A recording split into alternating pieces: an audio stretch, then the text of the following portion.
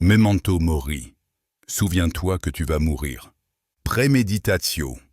Mortis, la préméditation de la mort, est l'exercice fondamental de la sagesse antique, un protocole mental précis destiné à transformer radicalement la conscience et le rapport de l'individu à sa propre finitude. Nous l'appellerons ici Memento mori, qui signifie « Souviens-toi que tu vas mourir ». Loin d'être une obsession morbide, c'est un instrument philosophique et psychologique d'une efficacité remarquable, dont les mécanismes thérapeutiques ont été affinés durant plus de 3 siècles par les plus grands penseurs grecs et romains. Lors des cérémonies du triomphe romain, la plus haute distinction accordée aux généraux victorieux, le commandant était porté en procession à travers Rome, tandis que la foule l'acclamait comme un quasi-dieu triomphant.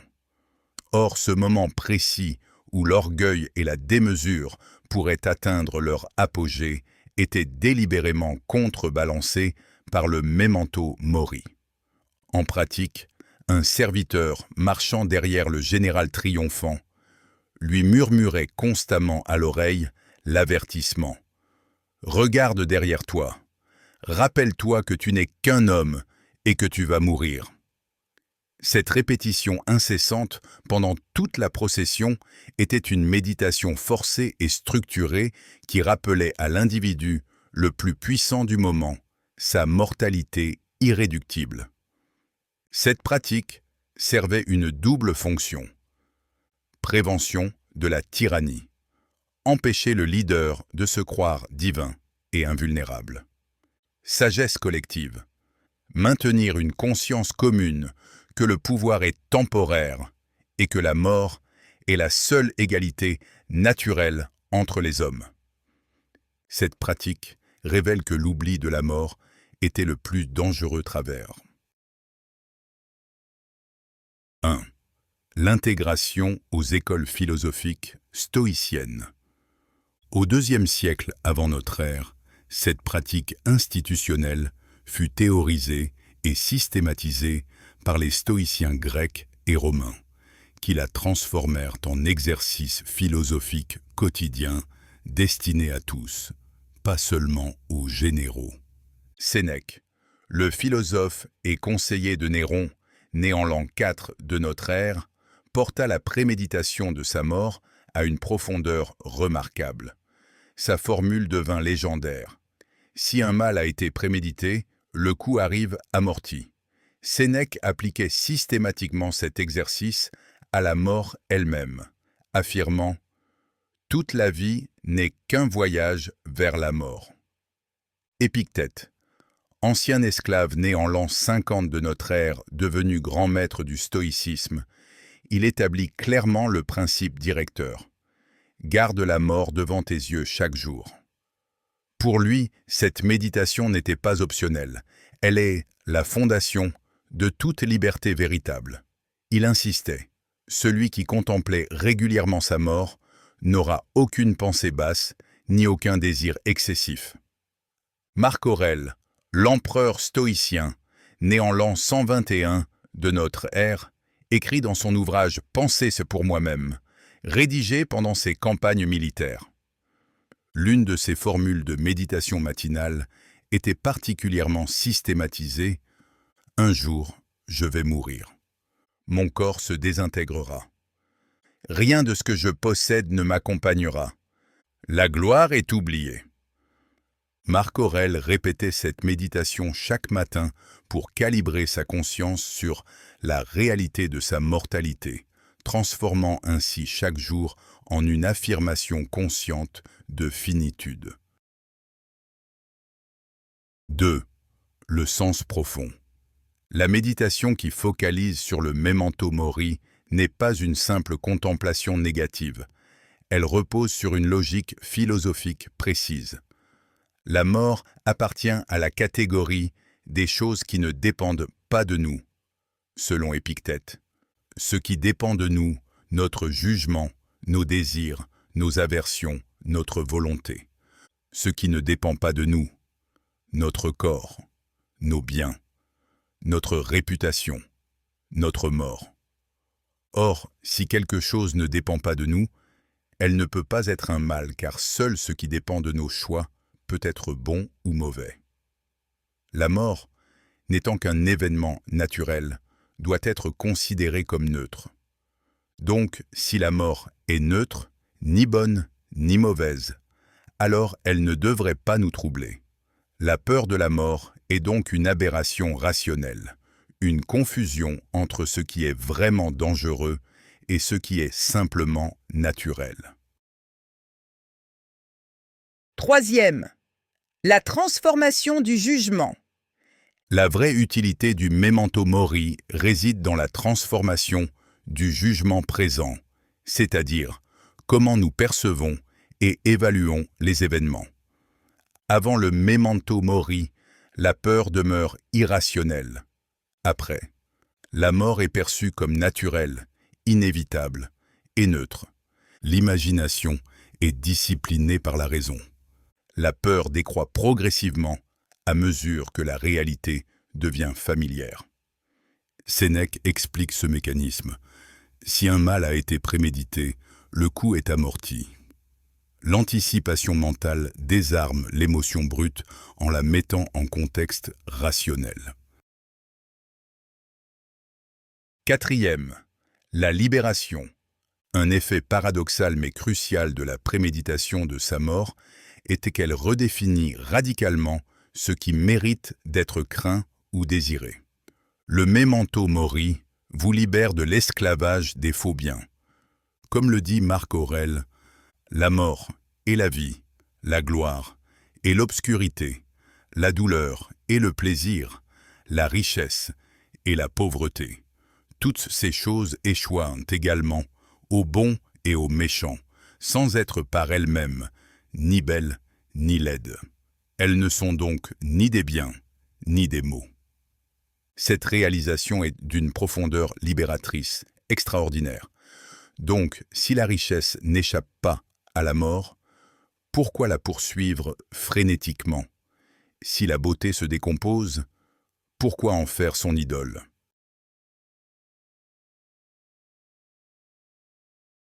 « 5. La désensibilisation émotionnelle, l'habituation. Le memento mori fonctionne selon un mécanisme psychologique documenté, l'habituation. Principe. Ce qui est répété devient familier, et ce qui est familier provoque moins d'angoisse. C'est un phénomène observé même chez les animaux simples. Les chevaux deviennent tranquilles face aux bruits répétés. Les chiens face aux objets initialement terrifiants. Dans l'application de ce principe à la mort, l'imagination répétée de sa propre mort provoque d'abord une angoisse naturelle. Mais si elle est répétée de façon quotidienne, après quelques semaines, la peur diminue considérablement. La mort devient quelque chose de connu, non quelque chose qui choque. C'est précisément ce que Sénèque décrivait. Si un mal a été prémédité, le coup est amorti. L'athlète qui répète ses mouvements les perfectionne. Celui qui répète sa méditation sur la mort perfectionne sa tranquillité. 6. L'ataraxie et la résilience. Le memento mori régulièrement pratiqué produit l'ataraxie, une tranquillité d'âme inébranlable face à l'adversité. Cette logique est démontrée par les stoïciens. Si j'ai déjà imaginé ma mort et découvert qu'elle ne me trouble plus rationnellement, qu'est-ce qui pourrait encore me troubler? Les pertes matérielles, la critique, l'isolement. Tous ces éléments sont moins terribles que la mort elle-même. Donc si je les ai déjà contemplés dans mon imagination, je peux les affronter avec calme. C'est pour cela que Sénèque pouvait affirmer « Une vie malheureuse est plus insupportable que la mort ». L'exercice transforme l'équation. Ce qui mérite vraiment d'être craint n'est pas la mort, mais une vie vécue dominée par la peur.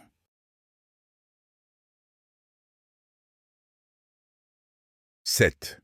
La mort est l'inspiratrice. La mort est l'inspiratrice ne signifie pas que la mort elle-même nous propose des idées. Cela signifie que la conscience de la mort transforme l'âme de sorte qu'elle désire intensément créer, contribuer, aimer et vivre authentiquement. En effet, le memento mori ne produit pas la passivité, il produit l'action. Une fois que la mort cesse d'être une menace abstraite, irrationnelle, elle se transforme en inspiratrice de l'action présente. Comme Sénèque le note, l'homme qui sait qu'il va mourir veut faire de bonnes choses avant de mourir, sans espoir de récompense. Cette conscience peut produire l'urgence créative. Je vais créer maintenant, car ma mort limite mon temps. L'altruisme. Je vais aider les miens, car nous mourrons tous. L'authenticité. Je vais vivre selon mes vraies valeurs, pas selon les illusions sociales. 8. Les distinctions critiques. Le memento mori n'est pas de la dépression ou de la morbidité. Il est crucial de clarifier une confusion courante. La dépression est la rumination obsessionnelle sur la mort sans intention constructive, sans clôture, produisant l'anxiété sans transformation. Le memento mori est la contemplation structurée, délibérée, avec intention philosophique claire, produisant sérénité, détachement et passage à l'action. Le memento mori n'est pas une invitation à l'hédonisme. Profite tant que tu es jeune. Au contraire, la conscience de la mort inspire souvent le renoncement au plaisir superficiel et l'engagement envers ce qui dure. Les mécanismes correspondent exactement à ce que la psychologie contemporaine appelle l'habituation émotionnelle, qui prouve que l'exposition répétée réduit l'anxiété. La décatastrophisation, qui est la réévaluation rationnelle de la menace perçue. La distanciation cognitive, qui est la reconnaissance que nos peurs viennent de nos jugements, pas des événements eux-mêmes. C'est exactement ce que Épictète affirmait il y a 2000 ans. Les gens ne sont pas troublés par les événements, mais par leurs opinions sur eux. Les trois plus grands stoïciens, Épictète, Sénèque, Marc Aurèle, attestent tous que cette pratique changeait radicalement la qualité de vie. Marc Aurèle, bien qu'empereur du monde, trouvait sa paix principalement par cette méditation quotidienne sur sa finitude. Sénèque affirme que celui qui contemple régulièrement sa mort acquiert une sérénité inébranlable.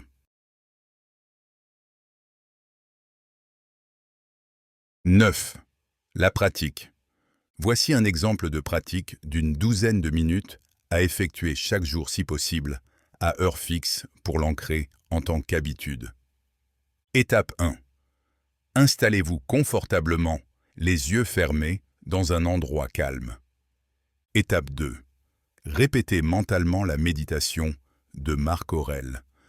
Memento mori, un jour, je vais mourir. Mon corps se désintégrera.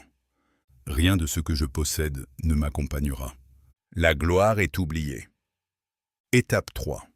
Ensuite, imaginez que ce jour est votre dernier jour sur Terre. Vous allez mourir ce soir. Votre heure est venue. Visualisez et notez les détails. Comment accueillez-vous cette nouvelle? Quels regrets émergent immédiatement? Que regrettez-vous de ne pas avoir dit ou fait? Quelle relation aurait dû être prioritaire? Quel temps avez-vous gaspillé sur des futilités? Étape 4. Prenez conscience de vos émotions, peur, tristesse, regret, mais aussi peut-être soulagement ou clarté. Ne les réprimez pas, observez-les. Maintenant, appliquez le jugement stoïcien. Cette mort ne dépend pas de moi. Elle est naturelle. Elle arrivera de toute façon.